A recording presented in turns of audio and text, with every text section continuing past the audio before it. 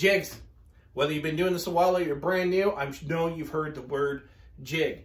Jig is anything that you could buy or build that helps you with repeatable things, even one-time things. This little stick right here, this was a jig. I wanted to be able to make sure that my slides were on the same, same height on each side. So I cut a little stick, it's parallel, it's the height I wanted them. I stuck them in the bottom of my cabinet and then laid my slides on top of it, boom. That's a jig. All these right here are jigs that I use for multiple things. Now, there's 5 here that I'm gonna go over a couple bonus ones. Jigs can be simple, they can be difficult. Sometimes you could buy these things. You could buy crosscut sleds. They're expensive, they're nice, they're things that I can't build myself, but there's ways you can do that. What we're gonna do in this video is not only am I gonna tell you about the jigs, because here's the thing. If you wanna know how to make a good crosscut sled, there's 15, 20,000 videos on that. What this video is specifically going to tackle is, if you're new, the ones that you can make first. The reason being is because jigs not only help make your job easier, but I think they're the best thing to start with. You make jigs so you can get to woodworking.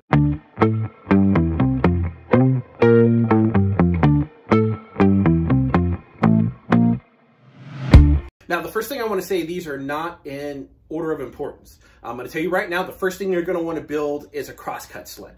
Crosscut sleds are the absolute most, the most used jig that I have, the most important jig. And even if you have a chop saw, miter saw, whatever you want to call it, I still recommend doing this because sometimes it's just easier to do repeatable cuts on your table saw with the crosscut sled than it is with your chop saw, unless you've already either invested or built yourself one of those long tables made specifically for that, and you have a fence that has a little stop lock. If you don't have that, and you don't want to invest in that, or you don't want to build that because you're either brand new or you don't have the space, you're definitely going to want to make your crosscut sled your first build. Now, with that said, let's get into them. I'm going to start off with some of the simpler ones first. Now, MDF is your friend. I use MDF all the time, especially for shop jigs. Now, this right here is just a flat piece of MDF. Now, it's cut to a certain size. The reason why I have this is a jig, and I use this almost about as much as basically any time that I am using my planer, I'm using this. Let me show you how it works.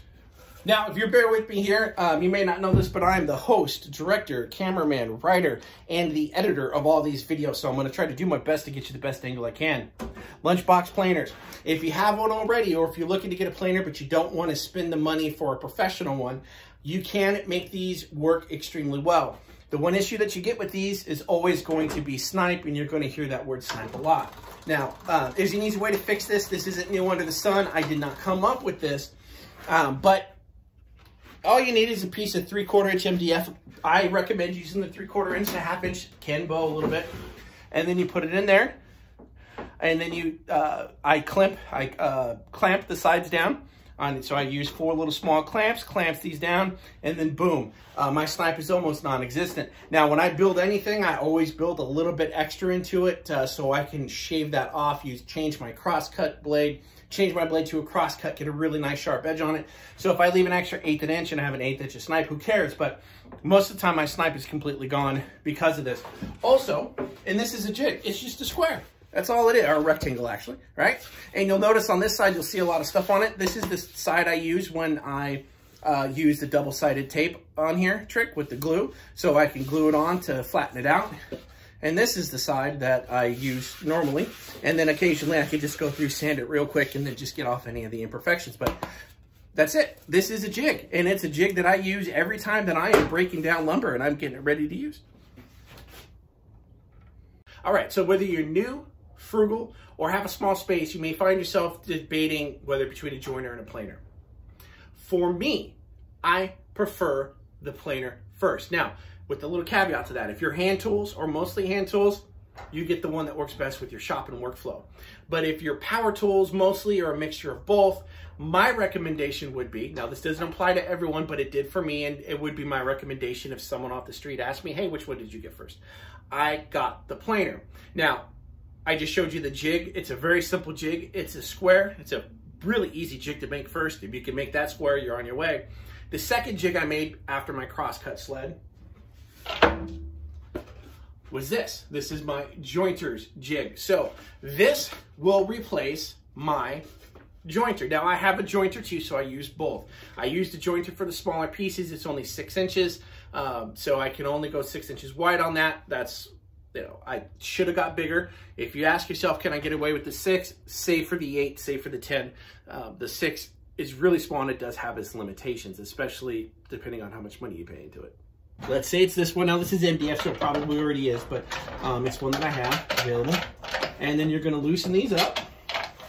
And now if it's really cattywampus and wonky, you're gonna wanna make sure that at least all of it is sticking out. Now, my recommendation is to, when you do this,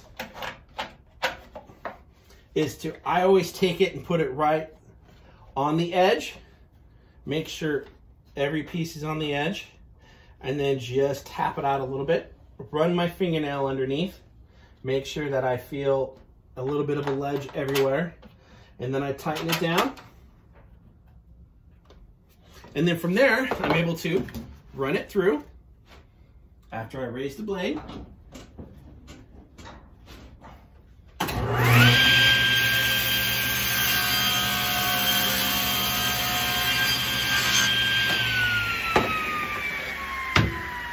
And now I have a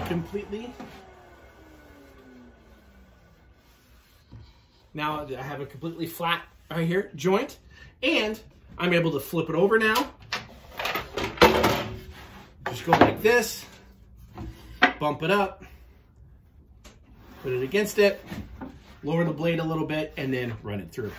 And then that's how you get both sides to be flat and parallel to each other without having a jointer.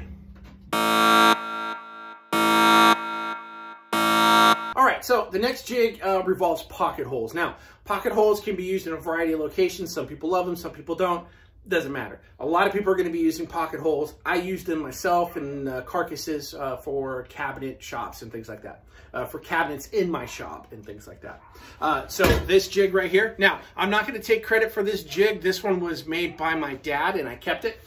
He got one of the lesser expensive Craig jigs, not one of their expensive ones or one of the automatic ones. And then pretty simple. You put it here. Now, this hole is where I hang it up, so don't worry about that.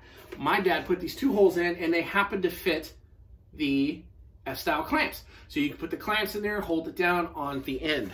Now let me show you pretty simply what it does. So basically you just go ahead and grab your clamps. You put your clamps right in those 2 little holes and tighten that sucker down. Then you put your board in here. I'm just grabbing the 3/4 inch because that was the last size I used. And then lock it down. And then of course just, you know, drill. Now, the reason why I like this is because now all I have to do is unhook it and move the board. I'm not moving the whole jig. And then I go ahead and tighten it back down. And then I have this whole tabletop that I can use lengthwise. I don't have to worry about falling down. This is my spline cutting jig. Now, this actually does work on both my table saw and my router, but I made it mainly for my table saw. So let me show you how it works. Now, how this one works is, let me raise the blade so you can see. So I can make any size I want to with this, and you'll see the blade right there. This will make splines. I can make splines, and actually my most popular spline that I use is 1/8 of an inch, which is the size of the blade because it's a full curve blade. So now you can tell by the little extra space here that I've actually made them a little bit thicker. And let me show you what I made with it. That's how I made these. And these were 1/4 of an inch thick on this box that I have right here. This box was going to be the final resting place for my parents because I was replacing the one that I made when I first started woodworking, and that one's fallen apart. I'll make a video on that eventually. Now, behind me, you will see my routers. The routers were and still are where I make a lot of mistakes. For some reason, I just seem to either twist it or turn it, or I try to line everything up right. And so I decided that it's time for me to figure out what I could do to make that job a little bit easier. So I made a jig. Now, this jig I saw from online, Stumpy Nubs 3x3 Custom. A lot of people actually were starting to talk about it this week, which is really funny because I got the pieces to build it last week. But I want to go ahead and show you what it is. Basically what it is you base another rectangle with another smaller rectangle and a hinge. Let me show you how it works.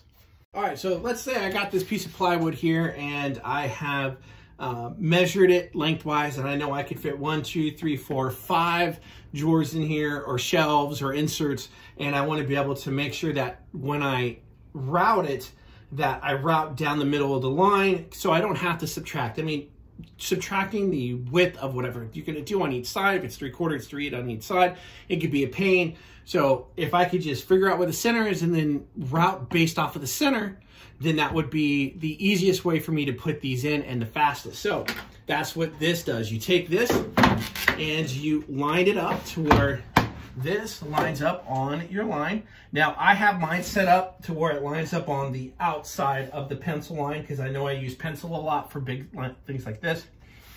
So I line it up to the outside of the line, and then I would clamp it down or something like that. I'm just using this area here so you can see.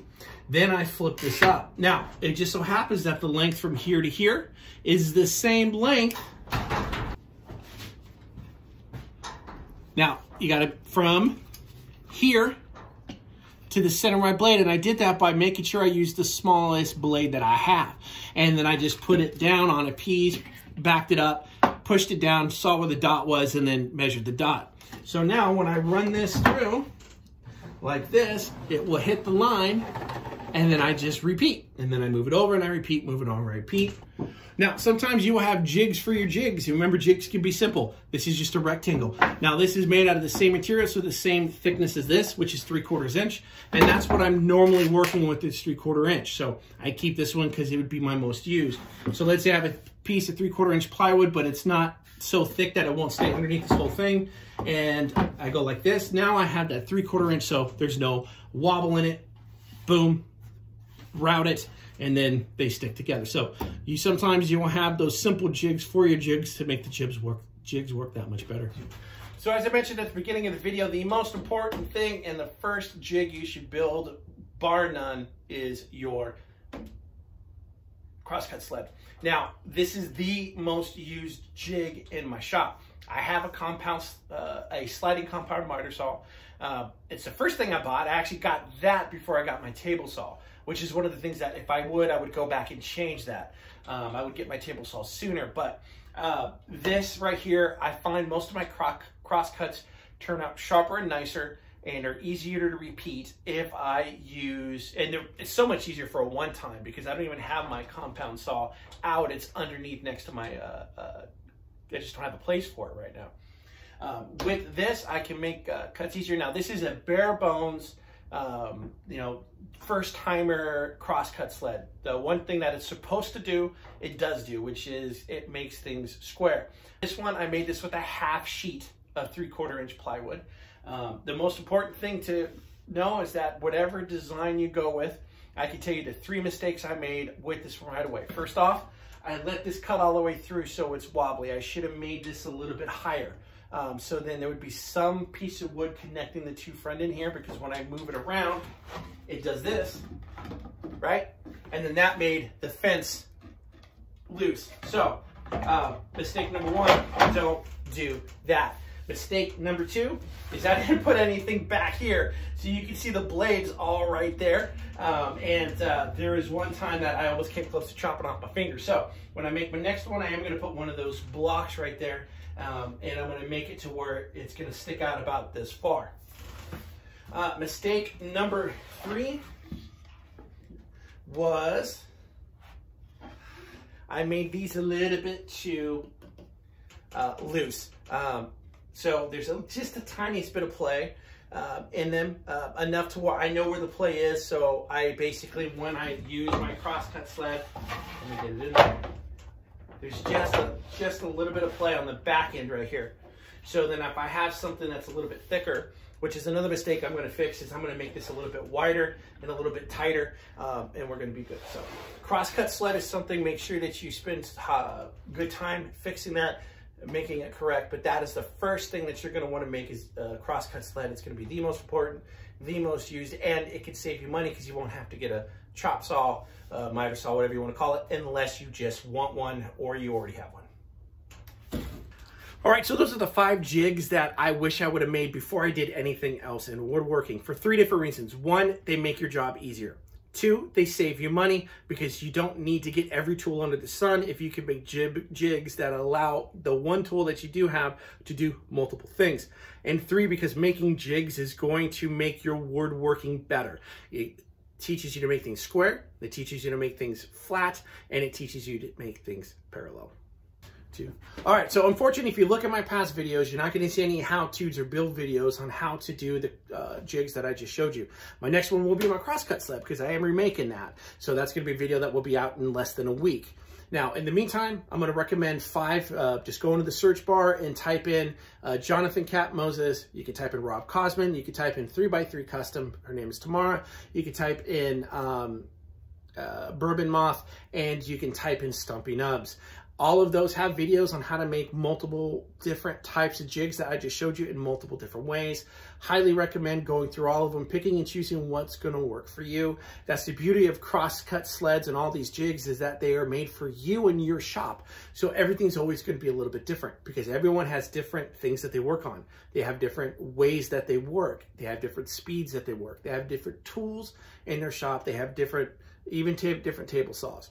So type those in, type in whatever it is that you're wanting to build jig-wise, and you should get a fantastic video that will be able to help you until mine come out. And then, of course, you'll be notified on those. All right, once again, my name is Jesse. Thank you so much for watching the video today. If you would, please, if you haven't already, make sure you like and subscribe to my page. Make sure you click that notification bell.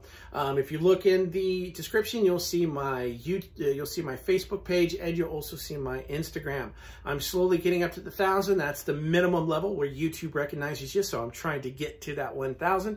So please, if you do like my content, if you halfway like my content, heck, if you just don't hate me, please like and subscribe, click the notification button. I got some fantastic stuff coming out. Thank you so much for your time today. Have a great day. Remember, little shot, big ideas. Spend some time out there.